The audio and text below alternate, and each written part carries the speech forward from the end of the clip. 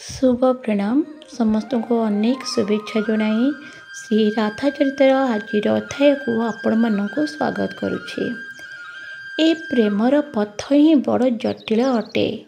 अंका बंका गति केबे सीधा तो केबे वक्र गति सबु एठी व्यतिक्रम स्थिति। से दिन श्रीकृष्ण गोपी मानक ठारू अंतर्धान हेबा कथा राधाराणी को कहूथिले। तापरे हठात श्री राधा केश को लक्ष्य करी मंद मंद हास्य करी श्रीकृष्ण कहूथिले राधा को, तुम केश सजाड़ी देवी राधे, मु तुमर अटे, आज्ञा पुणी काहाठू मागुछ। कृष्ण को कही श्री राधा। गछर डाल को नुआई फूल सब तोड़िया को लगिले कृष्ण। सजाई देइथिले मध्य से राधा को केश को धला नाली हलदी एमती अनेक रंगर फूल को सजाई देउथांती श्री राधा केश सज्जारे। तुम बेणी को देखी मते बहुत डर लगी थाए, कृष्ण कही। कहीं एमती कौन अच्छी कि मो बेणी को देखले तुमको डर लगुच? दूर देखिले जेपरी सर्प भली लगी थाए। मो बेणी तुमको सर्प भली लगुच? ऋषि गले राधा। रागिबार अधिकार थाए तो गोटे प्रेमिकार। ऋषि गले श्री राधा। एबे आ राग नहीं, उठ मो पाद दाबी देवी। मु मो पीताम्बर चादर रे तुमको बिंची देवी राधे। केते बड़े बिंची देउथिले तो केबे पाद दाबी देउथिले कृष्ण श्री राधांकर। मु आ चली परिबिनी तुम सहित। ठीक अच्छे, मु तुमको मो कोल रे धरि नेबी। एति कही श्रीकृष्ण जेमिति ही कोल को नेइछंती। अरे एठा तो केवल गोटे पाद चिन्ह देखा जाउछि। ललिता सखी पाद चिन्ह को देखी देखी आग को बढ़ुथिबा बेले हठात देखी कही उठिले अन्य सखी मानको।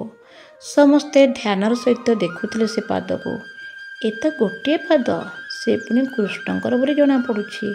हाँ, आम राधाराणी चालू चालू बोधे थकी जाइथिबे, सेथिपई कृष्ण तांको कोଳରେ धरि नेइथिबे।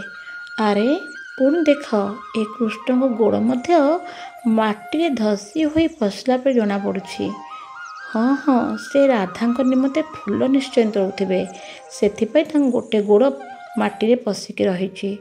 आउ एठारे ललिता सखी बसी पड़े से चिन्ह पाखे आउ ध्यानर सहित देखिया को लागिले।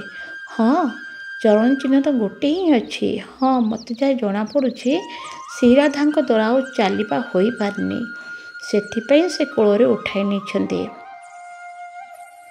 अरे ए कौन? कहा क्रंदनर शब्दटे जेपरी आसुछि। किए जेपरी सक सक होई कांदुथिला से घन वृक्ष सेपटे कोह भरा होई। अरे ए तो आम वृषभानुनंदिनी स्वर अटे, आम राधाराणी स्वर अटे। क्रंदनर स्वर एपरी आर्त थिला जे, ओहो सखी मैंने शुणी पारुछ? जमुना नदी कूलरू से स्वर जहाँ आसुथला सेपटू। तुमे कुआड़े गल कृष्ण? तुम राधा तुम बिना बंची पारिब नाही। मु तो केवल तुम कोଳରେ जहाँ बसवा निमंते एथिपई राजी होइथिले कि तुमको बारंबार मते पचारिया को पड़िबनी बोली। जुआड़े चाहब सियाड़े नहीं पारिब तुमे। ता मान नुहे जे मो अहं भाव नहीं कहली कि आउ चली पारिबिनी बोली। तुमे तो एसबू राधार अहं भावी कुआड़े अंतर्धान होइगल। हे श्याम सुंदर, हे माधव, हे गोविंद, हे नाथ, तुमे कुआड़े गल? तुम राधा और तुम बिना बंची पारिबनी। यह श्री राधांक करुण विलाप थिला। शुणिले हृदय जेपरी फाटिगला भली लागिब। सखी माने दौड़िकी गले। हे स्वामिनी, हे राधे, हे हरिप्रिया, तुमे एपरी कांद नहीं राधे। राधे उठ ना, तुमे उठी पड़। से स्वर्ण परितप्त शरीर माटी उपरे जेपरी लोटिकी रहिथिला।